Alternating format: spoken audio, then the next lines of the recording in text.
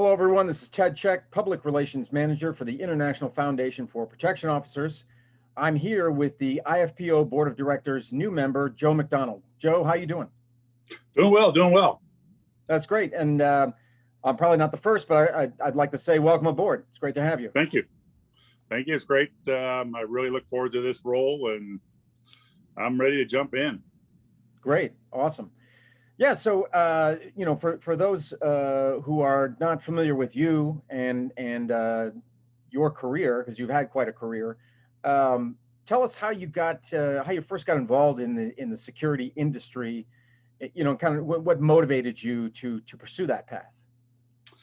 Well, the traditional second career kind of thing, military, Marine Corps. I became a police officer, just into security engineer.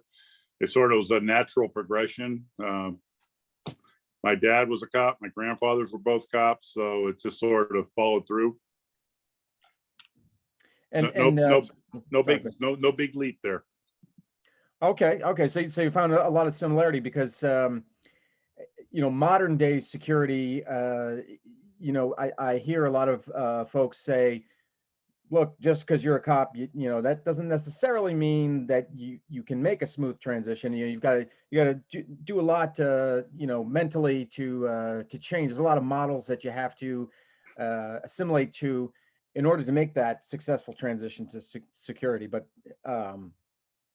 possibly when you started out, it wasn't such a big leap.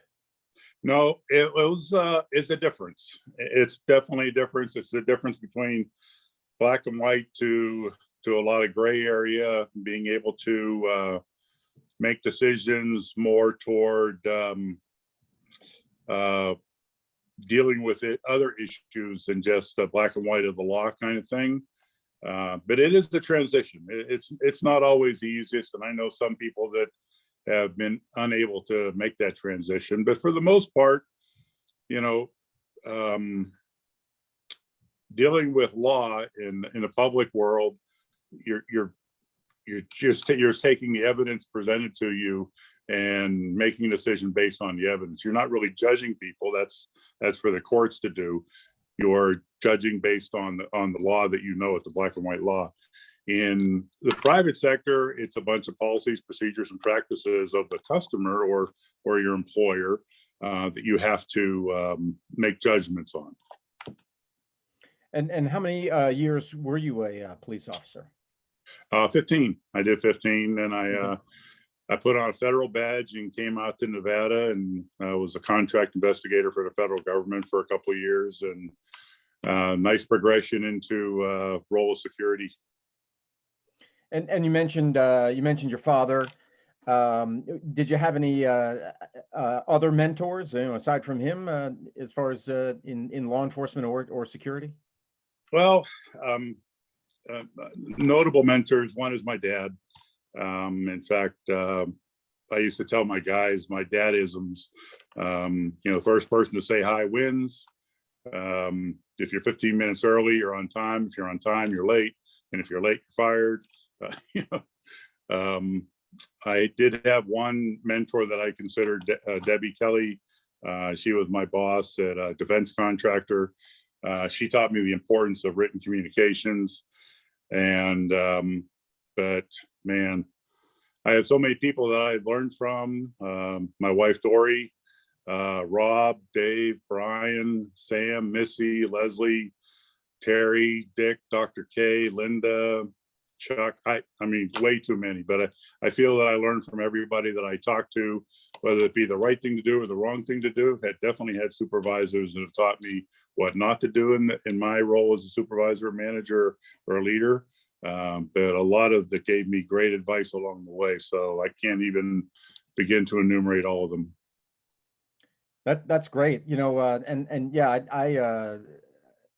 I feel the same way. I don't think anyone can ever be too old to have a mentor. I had lunch yesterday with a man who's probably in his mid to late 60s, and he was I've kind of taken him on as a mentor, but he was telling me about a conversation that he had with somebody who sounded like it was even older than him that he was talking to. So that was his mentor. So yeah, you really, I think that, you can always learn something, no matter how old you are, and you can always have mentors. So that's a great thing right there. Definitely. Well, yeah, and you mentioned a little bit about your varied career. Can you get into that a little bit more?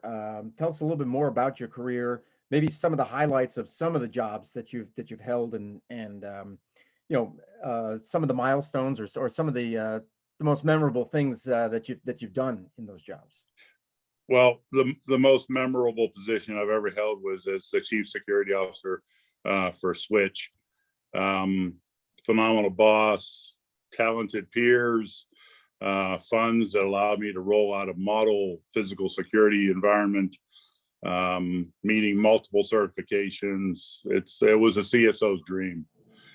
So it was definitely my most memorable. But I believe that everything along the way taught me, put me in that position, allowed me to succeed. For instance, when I was a security engineer, I recognized the problems that contractors, security systems contractors, had in fulfilling the contracts, so that when I wrote my RFPs for looking for my contractors as a CSO, I knew what to look for, and the pitfalls that they have to deal with. And you kind of have to live with them a little bit, but it helps to know where the problems were going to lie. Dealing with security officer management, I learned a lot of that from the Marine Corps, how to be a leader. Not to say that I haven't made mistakes in leadership. I felt that I've learned, and I've taught my guys well as best as I could. At least I hope I did. But I have some great guys who are still at Switch and are carrying on the function. So, yeah, that's definitely my most memorable. Well, we have another member of the board that I'm sure you know very well, and that's Tim Fairman. He works at Switch right now, and I first learned of Switch when I interviewed him, and it's fascinating to me. This company is it's a data. How do you describe it? It's basically it's a massive series of buildings, not just one building, but a massive series of buildings that holds data center, I guess you could say. And yeah, it's just fascinating that these very large corporations store their data at this or at several Switch locations around the country. Yeah, I know Tim pretty well. I met him at a Las Vegas ASIS chapter meeting, and I was able to convince him to come work for Switch. When we established the security training manager position, Tim was the perfect fit, and he grabbed onto it with both hands and ran with it. So I believe he's a director of security training now. He oversees their security academy, field training officer program, the shooting range, and security training for all employees. So he has a lot on his plate, but he's a phenomenal candidate and good peer and good friend. Regarding Switch, Switch doesn't consider themselves a data center company. They consider themselves a technology company. A lot to deal with the technology of data centers. That's Rob Roy, the CEO. He's a marvelous guy and a brain. So, but the main holdings of the company is data centers. Yeah, like you said, I think the easiest way to explain is we're the physical location of the internet or switches. So there you go. That really makes sense. Yeah, that's a great way to describe it. And they have is it their main location is in Las Vegas, and then they have kind of satellite locations around the country? Yes, the corporate offices are in Las Vegas, right? And then they have data center locations in outside of Reno, Grand Rapids, Michigan, Atlanta, Georgia, and the newest is in between Austin and Houston somewhere.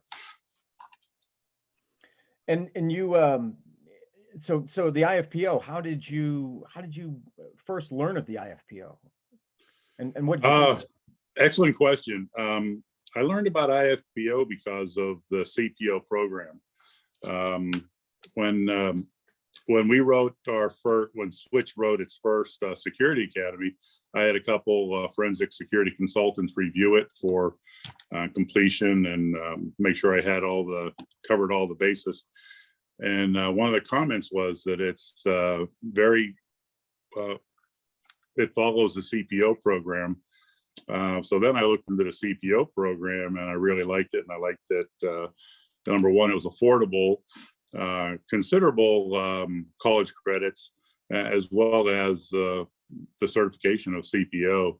So soon after that, we opened it up for all of our supervisors, security supervisors, after they met the rank of security supervisor, that we would entertain them going after their CPO and paying for it. In fact, we had a CPO instructor and tester on staff, one of the directors there, and he's since retired, and I believe Tim's taken over that role too. Oh, okay. So that would be a CPOI, a CPO instructor. Correct. Okay. Correct. Oh, great. That's excellent. So that's been integrated into Switch, and not just in Las Vegas, but nationwide. Yeah, that's correct. Oh, that's I great. don't know, quite honestly. I've been retired for 3 years now, so I don't know how many supervisors have taken advantage of it. But I've always been about certifications. I hold several, so I'm all about proving your worth through a couple initials after your name. And you mentioned that, Joe, and that's probably a good segue into the next question that I had for you, which was, what would you consider some of the major issues in the industry these days? And I think there's, I think some people wonder, probably people outside of the industry, they wonder, it's a certification. What does that get you? Does it get you more money? Does it get you a foot in the door? Does it just look good on the resume? Or what is the importance of a certification like that? You know what? That is a really good question. Personally, the only thing that a certification proves to me is that the applicant or the person has taken the time to do the studying, taken the test, and put forth the money to become certified, to prove that they have this knowledge and skill set. Now, if you're looking at 10 applicants with only one position, that is definitely a leg up into being the person they choose. I don't know if it ever gave anybody more salary or dollars per hour kind of thing. In the security world, especially in the contract world, it's definitely this is how much we pay, regardless of all your certifications. But when starting at the entry level, what a wonderful way to get into there, or find that quick leg up. I believe you have to have 6 months of security experience, full-time security experience, to even sit for the CPO test. So it is a very quick way to move up the ladder if that's what somebody feels is necessary. A lot of people want to become police officers, and there are just not that many positions available. And the testing and the interviewing process is very, very heady. It's, the toughest thing about being a police officer is becoming a police officer sometimes. So, but there is a lot in private security in federal security and government security of a lot of times that fit a whole bunch of needs, whether you're doing it for the community, providing a security for a community issue, even a religious site, or a cultural site, or just making your wages working as a shift officer somewhere. There's a lot to be said for it, and it's one way to move up there's always going to be room to move up in the ranks, because there's some people that only do it for a short period of time and move on. So being able to pick up all the intricacies of supervision and at the guard force level, and then working into management, fulfilling hours, and even the business of security is a completely different thing than security. So yeah, I think the CPO program is probably one of the best first legs up. In the management, I haven't had a lot of time to study the CSSM certification. I really look forward to that, because especially because of some of the research that IFPO is working on. Looking at that as maybe one way to find people to conduct a survey with, or to look at the curriculum and see what kind of answers might need, or what kind of questions might need answered out of the general population. Joe, you mentioned salary. So I wanted to talk briefly about that, because that's an issue that has kind of plagued the security industry for quite some time. The low pay. You hear about that a lot. And I know when I was a security officer in the early to mid 90s, I did it for $6 an hour. I'm sure a lot of other people can remember it at much lower than that. So I want to talk about that. Do you see in the future, the wages increasing for security officers? I would love to say yes, but I don't think so. For a couple reasons. Number one, the contract security companies out there will drop their price to keep a contract, quarter an hour or whatever, and that's just part of business. I get that, but unfortunately, the line officer is the one that takes the brunt of it. The other thing is typically it is a perception that needs to be changed, and I think IFPO and some of the other international security associations around the world have picked up on, and that's to educate the public as to what we do, as well as to educate our own members so that they become more along the professional world. And that will then hopefully incite greater pay. But if the position continues to be hiring uneducated, not uneducated, that's a bad word, use of words, but poorly educated in the security function, and not providing a leg up, the position will always stay at a lower dollar amount. Like I said, I really wish there was a way around that. I do know that, quite honestly, out here in Las Vegas, a security officer can easily start at almost $20 an hour. So, but you got to have your ducks in a row when you go in and have that interview too. So, but the positive thing is that you can, with dedication and continuing education, you can move up. You can improve. Am I right? Oh no, by all means. In fact, one of the things that unfortunately 9/11 had on the security industry, some people see it was a boon to the security industry, not only because everybody wanted to all of a sudden become secure somehow. So for the security systems guys, it was a big boon. For the security contract guard services, it was a big boon, and people and companies who took on in-house security, it was an increase in numbers. But the role of security immediately changed that day. It was similar in police work. Police are no longer police officers. Police are now mental health providers almost, and specifically counterterrorism, counteractive shooter providers. And that is a whole world away from what police work was prior to 9/11. And security is the same way. I remember one time, one place, there was a fight that broke out, and sorry, I just had a event pop up and now I lost you. Oh, it's okay, Joe. Okay, I'm just going to keep talking. And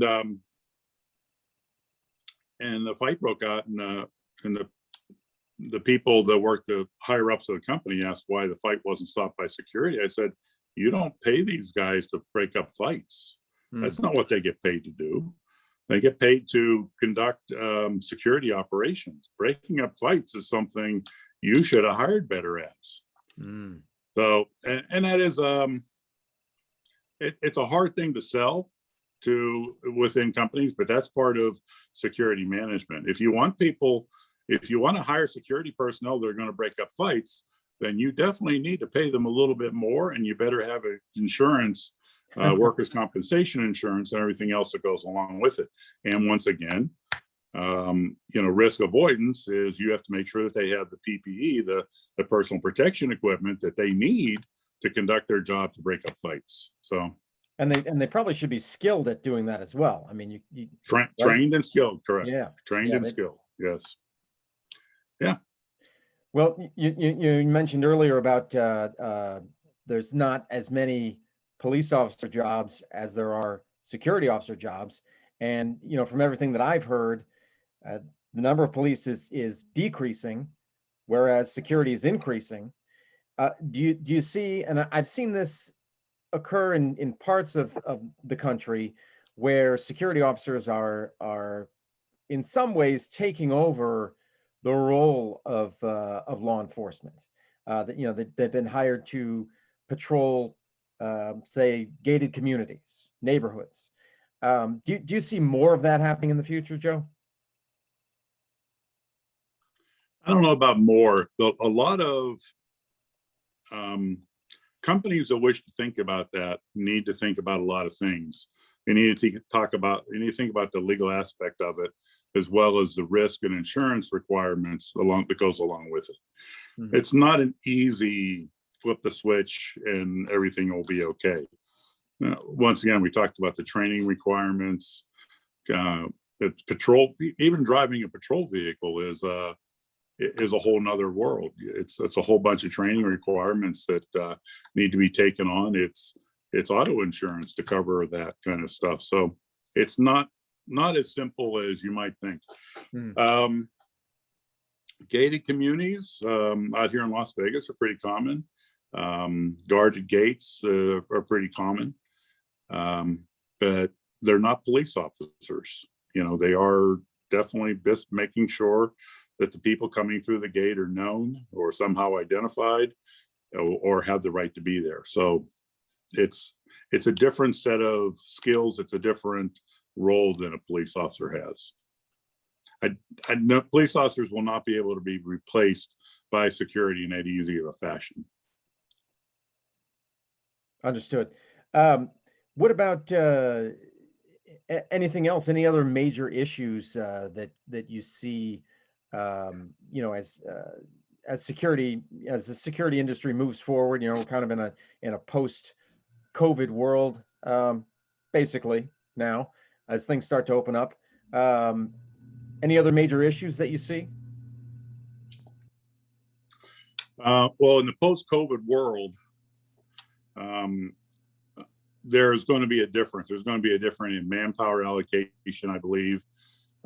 If companies have found that their employees work fine from home, then there's less footprint of a building, then you might need less physical security at the building. However, there is a whole bunch of other thoughts that go along with that. If somebody gets in a fight in their own home while they're at work, now there's violence in the workplace at their home. I didn't even think of that. Yeah. Interesting. If they slip and fall at their house, walking to the bathroom from wherever they call their office, is it workers' compensation at that point? And how will the insurance carriers deal with it? I don't know.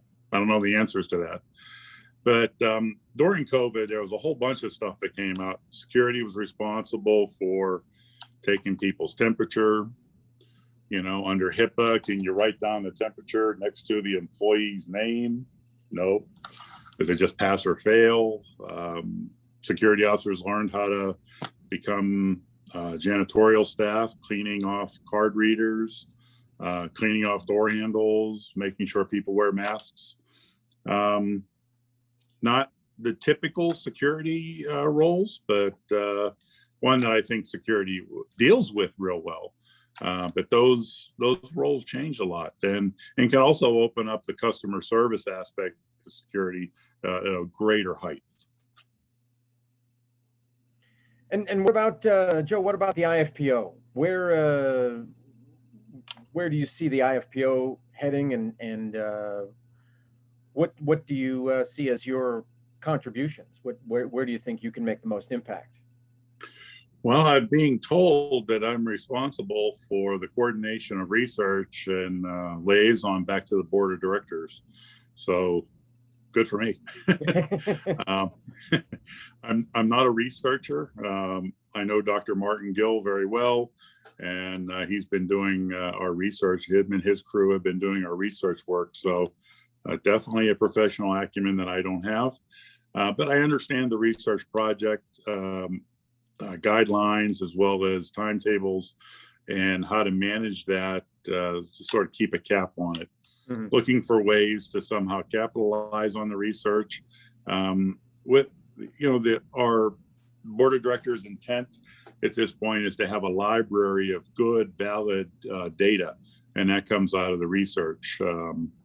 This first one that's about to be released, which I'm very excited about, is, I think, going to open a little bit of eyes. At least I hope it'll open our eyes as to what the security officer does and how are they trained on almost like a daily basis and what needs to maybe change because of that. So, and then we'll just keep doing research so that we can stack this library as well as we can, so that when our members and our candidates for certification have questions, they can go to the library and pull that data. Great. Yeah, there's really so many ways that research is going to be able to be applied. I mean, it's going to open up a lot, I think. As far as, like, you can look at various states and what like legislatively, what if they're gonna change something having to do with training, what it takes to be a security officer, to get a security officer license within a particular state, that this research could possibly be used in some way to inform legislators. I think there's just I think so many things that it's going to be helpful for. By all means. In fact, that's a great point. With the